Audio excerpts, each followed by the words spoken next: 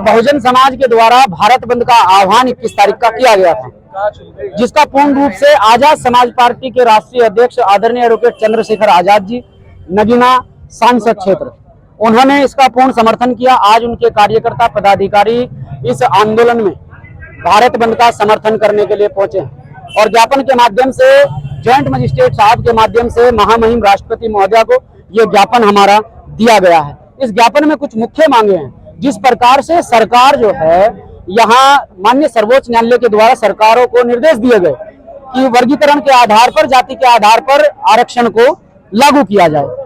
पहली बात तो यह कि सरकारों के पास में कोई जातिगत आंकड़े ही नहीं है।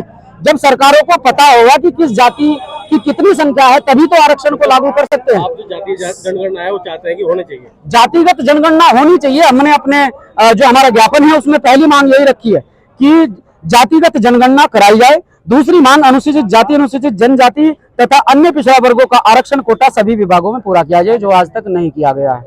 गैर सरकारी संस्थानों में भी आरक्षण की व्यवस्था लागू होनी चाहिए। गैर सरकारी संस्थानों में हमारे लोगों को बहुत प्रताड़ित किया जाता है और जाति के, धर्म के नाम पर टारगेट किया जाता है और हमारे लोगों को निकाला जाता है। जब तक अनुसूचित जाति, जनजाति, अन्य पिछड़ा वर्गों का आरक्षण कोटा सभी विभागों में पूरा नहीं होता, तब तक आरक्षण के इस प्रावधान को संविधान की लंबी सूची में डाला जाए, ताकि आरक्षण के साथ में छेड़खानी ना हो। जो सहारनपुर में आपका धरना प्रदर्शन हो रहा था आज पुलिस लाइन सहारनपुर में, तो वहाँ पर एक भीम आर्मी कार्यकर्ता ने बयान दिया है कि यदि हमारे मुख्यमंत्री चंद्रशेखर रावण बनते हैं तो हम 6000 साल का गुस्सा उतार दें। किस तरह का भड़काऊ भाषण दिया भीम आर्मी कार्यकर्ता? पहली बात तो मैंने ऐसा कोई स्टेटमेंट नहीं देखा। अगर दिया भी है तो मैं ये कहना चाहता हूँ कि जिस प्रकार से इस समाज को लंबे समय से प्रताड़ित किया गया है और जिस समाज को लंबे समय से प्रताड़ित किया गया है, तो उसके अंदर कहीं ना कहीं रोष होगा, कहीं ना कहीं गुस्सा होगा। तो उसने कहीं ना कहीं भावनात्मक तरीके से उस बात को कहा है, वो गलत है। हम किसी से बदले की भावना के लिए काम नहीं कर रहे हैं। हम इस देश के अंदर बदलाव चाहते हैं। हम बदले की भावना से काम नहीं कर रहे हैं कि 6000 सालों से हमारे पूर्वजों का शोषण हुआ है, हमारे ऊपर अत्याचार हुआ है, तो हम भी उसी के आधार पर जब हम यहाँ मजबूत हों, ताकत में, हम भी इन लोगों के ऊपर अत्याचार करें, शोषण करें। नहीं, हम भाईचारे की भावना से काम करेंगे, सभी को साथ लेकर चलेंगे और किसी भी प्रकार से बदले की भावना हमारे अंदर नहीं है।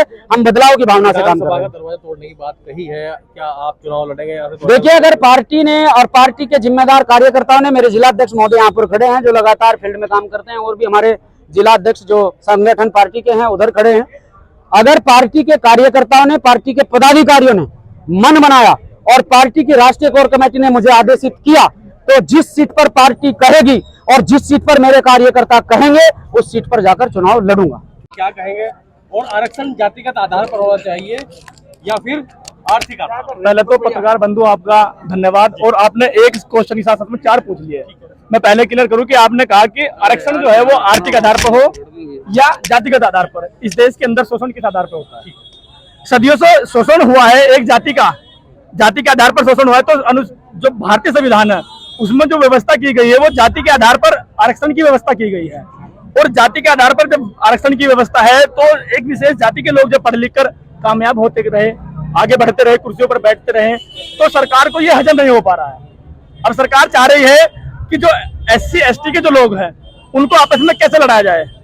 उन्होंने ये छल किया है हमारे समाज के साथ में, आरक्षण में वर्गीकरण और क्रिमिनल लाकर।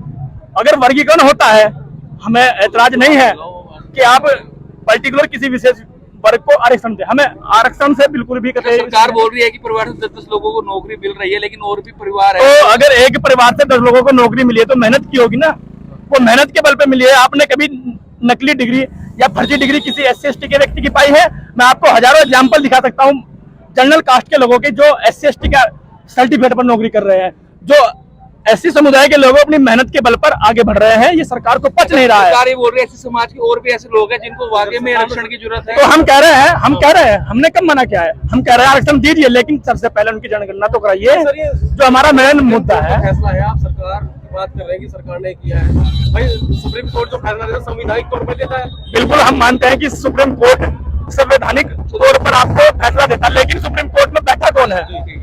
7 जजों की बेंच थी। 7 जजों में वे जज कौन है, उनका बैकग्राउंड क्या है, उनकी मंशा क्या है। और सुप्रीम कोर्ट या हाई कोर्ट हो या फिर आपका जिला कोर्ट हो, किसके अधीन चलते हैं, किसी से छिपा नहीं है। क्या शोषण है वो बंद हो गया है? क्या आज बहन बेटियों की असमत नहीं लूटी जाती है? क्या आज पढ़ाई के नाम पर साथियों को मारा नहीं जाता? मटका छूने पर किसी विशेष व्यक्ति को मारा नहीं जाता है? मुझे आप सबसे पहले ये बताइए, आप जातियाँ खत्म करिए। मैं कह रहा हूँ जातियाँ खत्म करो, हम आरक्षण समझ नहीं छोड़ देंगे। सर, बाबा साहब का संविधान में जो आरक्षण का प्रावधान था, वो जो पिछड़ा वर्ग है उसको मुख्य धारा में लाना था। जो मुख्य धारा में आ चुके हैं वो उनके लिए क्या कहना मुख्य धारा में कितने मुख्यमंत्री है SC/ST के, मुझे बताइए जरा।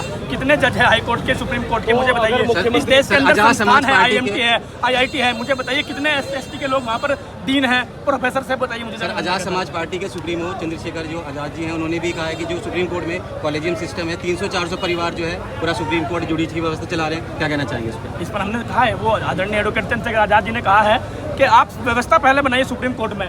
सुप्रीम कोर्ट के उन जजों को हटाइए, वहाँ व्यवस्थित तरीके से हमारे जज भी बैठने चाहिए, हमारे लोगों को भी मौका दीजिए। अपने हक की जब हम बात करेंगे तभी तो हमारे हक की बात होगी। जब हमारा बोलने वाला ही वहाँ पे कोई नहीं है तो हमारे हक की बात कैसे हो जाएगी?